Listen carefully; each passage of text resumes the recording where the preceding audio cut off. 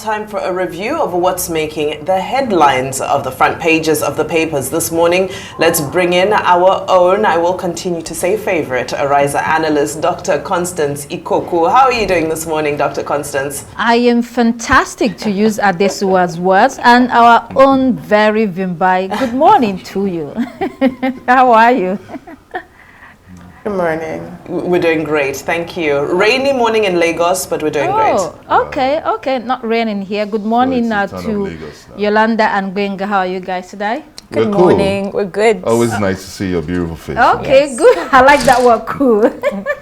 We're cool, teenagers. All right. Hello there and welcome to the program. We begin with This Day newspaper. In This Day this morning, we are hearing more about that union activity that is being viewed as a national security threat. The NUPENG strike, FG's meeting with Dangote, oil workers ends in deadlock. We gather that the meeting will continue in the National Security Advisor's office, so there's more on this in Daily Independent newspaper. There it says, FG Dangote NUPENG meeting deadlocked, strike continues. TUC gives FG 14 days to withdraw 5% fuel tax. That meeting was put together by the Minister of Labor and Employment to end the strike by the National Union of Petroleum and Natural Gas Workers, NUPENG. It ended in an impasse, as we have said. The Dangote Group representative, Sayu Dantata, was said to have walked out of the meeting, refusing to sign the MOU. Apparently, a day was not sufficient to resolve this, and the meeting was adjourned. But I'd also like us to speak about the deadline given to the federal government by the Trade Union Congress to withdraw that 5% fuel tax. This tax is supposed to come into effect next year with the prerogative of the Minister of Finance. And the government claims this is to help with transportation infrastructure. However, it doesn't sound convincing. Does it, Vimbai? Please take on these two stories. All right. Well, I think this was an expected outcome, given how long drawn out the animosity that has developed between the unions and Dangote refinery specifically over the past few months. It's been over a year now since the Dangote refinery came on stream. Mutual suspicion, I think, is the real issue here, leading to a total breakdown of trust between the two parties. This particular issue at this instance is, of course, about the truck drivers recruited to operate the 4,000 CNG operated trucks that are supposed to deliver on the Dangote value chain. And the accusation is that they are not being permitted to join unions. You know, when you look at this from the Dangote side is saying, well, you know what, the unions have been disruptive to our business. They have made it difficult for us to roll out.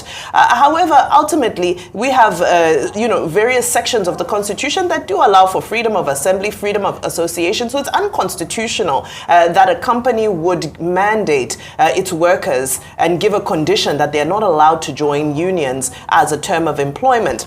I can imagine that the MOU around this would have been around ensuring that these workers, these new truck drivers, will be unionized. Now, on the part of NUPENG, Petran, Nogasa, Narto, Pegasan as well, some of the suspicion around them is from the Dangote refinery is that they're trying to enable a system that continues to put substandard imported fuel in circulation in Nigeria as opposed to picking from Nigerian locally refined product. So there's a bigger conspiracy at play here, where both sides are concerned. Accusations of cartels, accusations of, so much collusion to sabotage the Dangote refinery.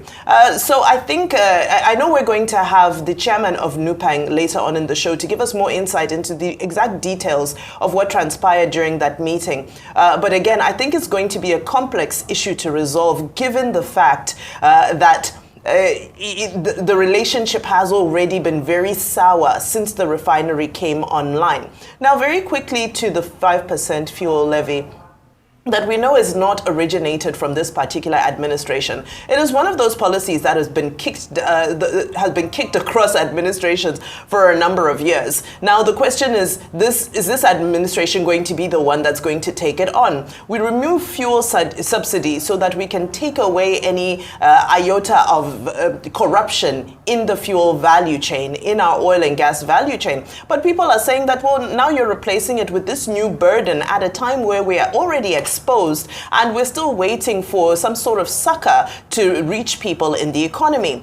Now, we are coming off the back of news where the Tinubu administration is also saying that they're reaching their revenue targets, their revenue targets, you know, from tax collection and so forth. So it looks like, again, it's tax. Okay. And I think what people are concerned about is the fact that as much as we are seeing this, you know, the achievement of revenue targets, is it trickling down to the common man? Are we seeing the translated value in our livelihood daily? Is this money working for us? And I think that's where the real distrust lies with any tax at all. All right, we'll have to wait and hear more from our guests later about that strike and the meeting that held yesterday. Obviously, it looks like Dangote is succeeding to break the back of NUPENG and have his own people join another association. Let's see a second story in this day newspaper. 149.39 trillion debt. Abbas clarifies remarks, says Tinubu ensuring responsible borrowing. Do upbeat. Let's also see that same story item in the Vanguard newspaper. Speaker Abbas, ADC, PDP bicker over Tinubu's responsible borrowing. Tajuddin Abbas, the Speaker of the House of Representatives, believes the president is borrowing sustainably for growth and development, even as he urged oversight on this matter. The opposition strongly disagrees. The African Democratic Congress, ADC, for instance, blames the government for 149.39 trillion debt crisis. The People's Democratic Party also spoke, stressing independence of the legislature and that Nigeria cannot rely on strong men, rather strong institutions. Excuse me. This debate mirrors the current state of affairs in the National Assembly, where the leaders were handpicked by the presidency. So the result is that an independent arm of government, the legislature, is marching lockstep with the executive arm. Hence, that firm oversight that we're expecting is something that does not exist. So, Adesua, this is your turf. What more can you tell us? You know, I think it's very interesting. The speaker brought up very important points yesterday. For me, a very significant point is that he says that Nigeria's GDP to debt ratio, to put that 149 trillion naira debt in context, it's about $97 billion. That means our debt to GDP ratio is now over 52%. That is more than our statutory limit, which is supposed to keep our debt to GDP ratio at 40%. Also, he speaks about who holds our debt, not just in Nigeria, but across the continent, because he was speaking at a conference that affects all of West Africa. And when he was raising these concerns about the figures, the debt to GDP ratio, the fact that some of these loans are not being properly utilized, he also, for me, highlighted something that was very important. Multilateral institutions such as the World Bank and the IMF account and they hold up to 39% of the debt in Africa. But for me, you know, as you said, the National Assembly is seen as a rubber stamp assembly. These concerns were not raised when the president came in November of 2024 and asked for supplementary loans because we had a budget shortfall. They were not raised in July of this year when the president came and asked for $21.5 billion for his 2025 to 2026 external borrowing plan. The National Assembly approved it. The Speaker did not at any point raise these concerns then. And so I think this is the problem that we face in Nigeria, right? As you said, the legislative arm of government is supposed to be a check on the executive arm of government, but we're discussing these things after the fact. If there is a potential shortfall in the 2025 budget and the president comes again in November or December of this year and asks for a supplementary loan plan, are we going to see them come and actually kick back against this request from the executive? That is what I doubt. Yeah, that's what. And just to chime in there as well, very quickly. Yes. That's why when you talked so the about... statistics tell us that this administration has spent 61% of revenue in the past 9 months on debt servicing. And this is where the concerns are raised. So for a developing nation, 40 to 55% is the safe place with regards to debt to GDP ratio. So we're now pushing to the upper end of that. What then happens is that, of course, debt becomes unsustainable. Just very quickly, I know you want to move on. If you look at the Obasanjo administration, they were able to reduce debt by 31%. Of course, we know the Paris Club agreements and the cancellation of debt. The Yaradua Jonathan administration increased debt moderately by about 155%. However, the Buhari administration took our external debt from $7.3 billion to $28.57 billion. This administration in just 2 years has increased debt by 64% as well. So just to put the numbers in perspective, when we look at the oil shocks and we look at the fact that most of this borrowing is based on oil forward sales, and we're not meeting our oil targets, we're not meeting the global oil price is far below, the average price is far below what we've pegged our budget against, then it's clear that we're creating room for impending budget and fiscal crisis. So this was somewhat of an own goal, because I don't think anybody expected an APC member to criticize this process in such detail. That's why, when you spoke about the amount of debt owed to the multilateral institutions by African countries, not only Nigeria, it reminds us of what former President Olusegun Obasanjo was speaking about yesterday in Algiers, and he was talking about these institutions that were built or set up in a time where Africans were not on the table. And so these institutions have not changed in terms of goals and objectives and outlook. So he asked the question, African countries, we need to do something about it. So our government needs to sync together, our governments needs to sit together and decide what we want to do going forward with the kind of monies we borrow from these institutions.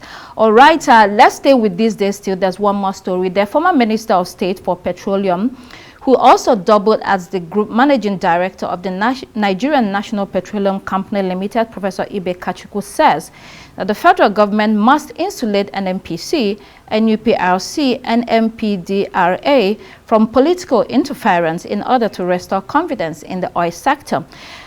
How's this going to happen, though, if, to start with, the president is perpetually the Minister of Petroleum? So we'll have to start right there. He also spoke about real-time pipeline monitoring to curb oil theft. We've heard about this before with very little action. He also calls for an end to multiple taxes, inflated project costs, which is very rampant, and wants deployment of technology. Benga, do you see the politicization of this sector happening anytime soon? The sector, I want to beg your pardon, it has very always good laugh. Yes, been it is politicized, heavily politicized, and that's a reflection of what is happening now. NUPENG is about heading for another strike, and when even the laws are clear. For instance, the Nigerian Midstream and Downstream Petroleum Authority is empowered to look into, to promote competition, free market economy, and to also check a potential dominant force in the market stream. But what's happening now, we have a player, but unfortunately, I think there's a lot of reforms that is needed in the legal framework, because it appears more like a catch-22 situation. But we had the PIA only recently. Yeah, we have the PIA, to get that together. I think that the PIA didn't envisage much of the situations that is happening now, and especially with the coming on stream of the Dangote refinery, a lot of investment has been made here. And unfortunately, Dangote refinery also has laws, because we watched the direct truck drivers yesterday when they came out to say that their welfare is well taken care of. They have pension facilities, they have HMO facilities, but and all that. It's very easy. It doesn't look as if it doesn't. So that is why we need to look at the law properly and reform the law, because Section 1 of the Trade Union Act gives workers the right to join any union of their choice. And also the Section 40 of the Trade Union Act protects the workers from being compelled. So now when the direct truck drivers are coming out to say that their interest is well protected and they prefer to be part of the direct truck drivers rather than joining the petroleum tanker drivers, then we'll know that there's a dilemma here. And that's why I'm saying that there is a need for us to look at the legal framework that regulates the petroleum industry, which is the cash cow of the nation. Okay. Yeah, recently President Tinubu was talking about the non-oil revenue, which has increased significantly, but it's nothing compared to the main stream, the oil revenue. We need to really pay attention to that until we're able to balance that, ensure that equilibrium between the non-oil revenue and Nigeria's oil revenue. Then we need to protect that sector. It's a very critical sector that could determine the fortune of our niche, of our economy. Okay, we'll see when the president, first of all, steps down as Minister of Petroleum. Let's see Daily Sun this morning. Stop crocodile tears, return smart schools money, Enugu patriots reply Sujimoto. Despite claims of spending 4 billion naira on projects, we've all followed the story of Olasijibomi Suji Ogundele, CEO of Sujimoto, who was declared wanted by the Economic and Financial Crimes Commission, EFCC, for 5.7 billion naira fraud, said to have been paid to his company for the construction of smart schools in Enugu State. Sujimoto claims it already spent 4 billion naira on the project and that the cost of materials have shot up. He was out on social media shedding tears and saying he would clear his name. But the Enugu State government said there's no way he spent even 600 million naira on the, quote, shambolic work he did at the 22 sites before they were recovered by the government. My sense is that Sujimoto probably shouldn't be on social media talking about this. You know, he needs to be in the EFCC office. He is there already. But you know, before the EFCC declares someone wanted, it means they probably, you know, went away and disappeared, and it was difficult to get to them. Yolanda, what are your thoughts on this story? You know, talks about contracts and projects and execution. Very well said, Dr. Constance. I think these days we see a lot of people turning to social media for justice. They're turning to social media to, you know, to have their word out and to be heard by the people. But the truth is, we need to look at the accountability aspect of this. We cannot continue to just listen to empty words, especially if it is being alleged and said that it looks like they didn't even spend up to 600 million on a project that was for, excuse me, how much was it for? 4 billion? 5.7 billion naira project. 5.7 billion. Actually, yes. an 11 billion naira project, and he was given half of the project. Right.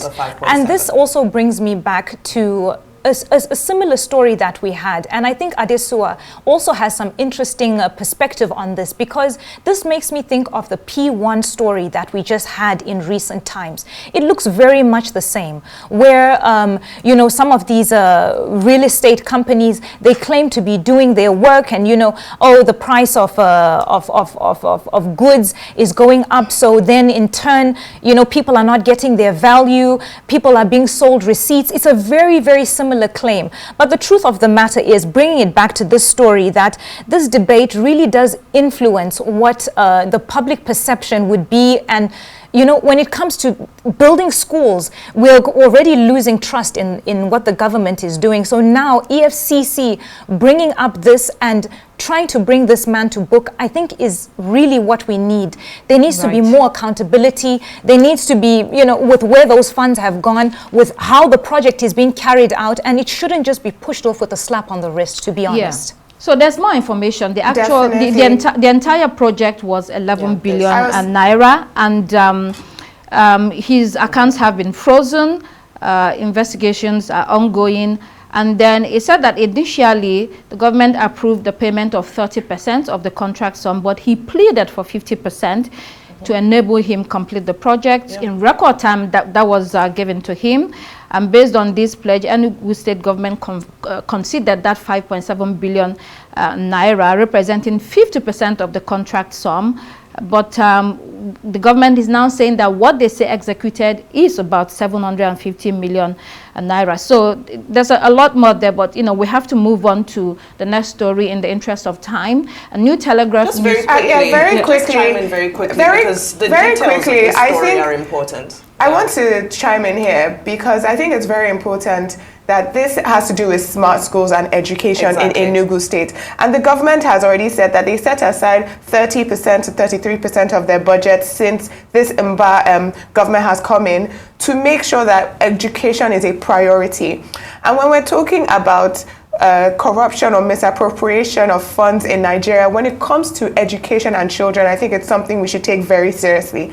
Also, I think we need to take it very seriously that the EFCC does not focus on social media justice or trials, but actually takes this seriously, and we see the outcome of this in a court, because we have seen the EFCC release multiple wanted posters before, and after we see a wanted poster, we do not see a trial run its due course. So I do think the Nigerian people deserve to see this trial run its due course. Yeah, I think he was actually asked to appear before the EFCC, and he declined to honor that invitation. That's why he was declared wanted. So he made his bed, you have to lie in it. New Telegraph and new curriculum, kudos, knocks trial implementation time frame. So, this is we're staying in education. We now have a new school curriculum that was unveiled 2 weeks ago, just before school resumption. Critics said there wasn't sufficient time to prepare for immediate implementation because as soon as it was released, the Minister of Education said the implementation will be immediate. So stakeholders, teachers, said they were not aware and were not involved in this whole process. So there has to be the necessary infrastructure to make sure this revised curriculum is implemented. It's across primary, secondary schools and technical colleges. Benga school curriculums are critical for education, because it's either you equip students with the relevant knowledge and skills and values or not. And especially in today's rapidly changing world, it should be such that really equips the students with what they need, practical problem-solving approaches for real life. I think basically we're talking about skills acquisition here, and I beg your pardon. I think the current curriculum is clearly obsolete, and there is a need for an urgent, not just urgent, and radical change. It's just been revised. It's just been revised, and yes. I hope that the new curriculum will meet up with the existing realities of our time, because how equipped we see.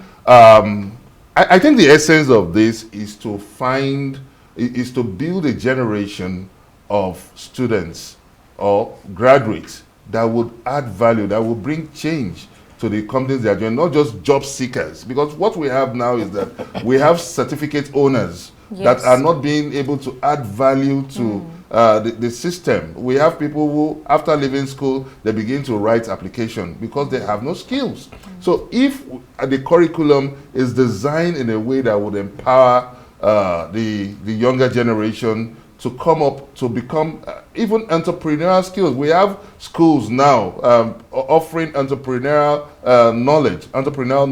Those are the way to go. We can't afford to have schools where people will graduate as a computer scientist. I've never seen a computer before. While you are also coming up with this new curriculum, it's also very essential to equip these institutions with the necessary facilities. Then also we need to touch on the teachers. How trained are these teachers? We remember there was an examination recently for many of these teachers that a large percentage of them failed this examination. So the Teachers Registration Institute, the Nigerian Teachers Registration Council, and many of these institutions that are involved in the value chain of training the teachers also need to step up their game and to ensure that Nigerian teachers are properly trained with the necessary skills to equip the younger generation. So in this new curriculum, it also focuses on digital literacy, because we know that nearly half of all teachers do not have the digital literacy skills, and also the students. So they're also talking about supporting them and the students to be able to overcome this particular challenge. Let's go to the international headlines. Here we have the Times. Macron loses another PM days before a protest and strike, Francis Bayrou, the prime minister, was ousted after he lost a vote, no vote confidence over his austerity budget. His predecessor, Michel Barnier, also lasted only 3 months, and he was ousted. We know that France is renowned for its strike. They're very consistent when it comes to that, so they're mounting pressure on the government, and also the leader of the opposition has said that they will not accept the government filling the country with its own allies, which means that it's pushing it towards collapse, according to them. The Guardian newspaper revealed Johnson traded PM contacts for business deals. A leaked data shows Boris Johnson, former prime minister, has been profiting from contacts he gained in office, and this is seen as a breach of ethics and lobbying rules.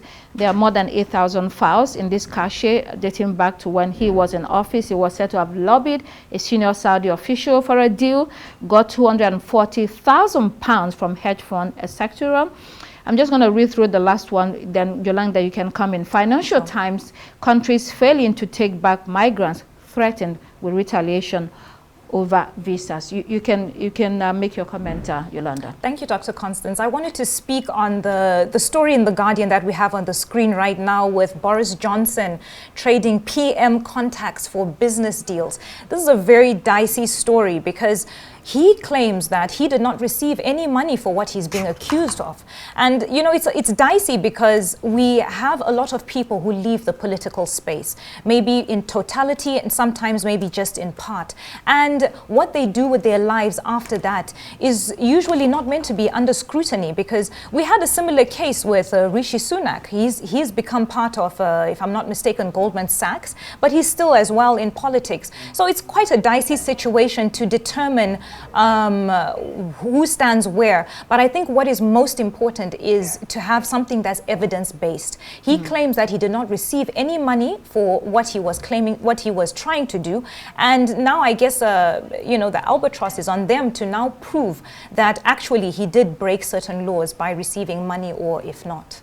I mean, they take those things seriously. Absolutely. In those claims. Absolutely. Look at Angela Rayner, Absolutely. who is the I was Prime about Minister. to say that too. Yes. She has been ousted. She had to resign. She resigned, yes. Under pressure because she did not pay enough tax on her second home.